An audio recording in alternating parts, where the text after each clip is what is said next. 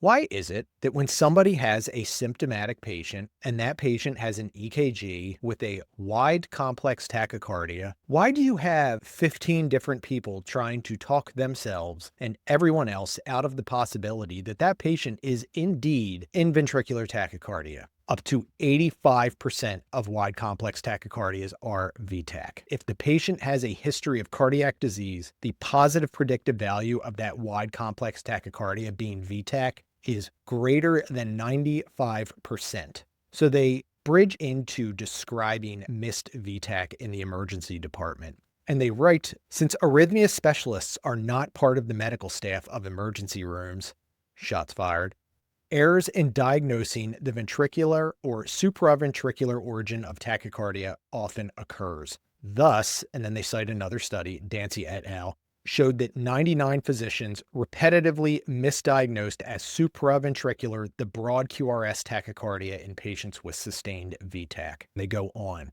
Stewart et al. Found that 39% of episodes of VTAC were diagnosed as SVT at the emergency room, and that this mistake resulted in the selection of risky therapeutic options.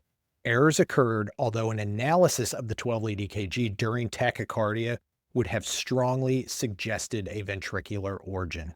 Steinman et al. From JAMA, and this is the actual title, Wide QRS Tachycardia in the Conscious Adult. Ventricular tachycardia is the most frequent cause.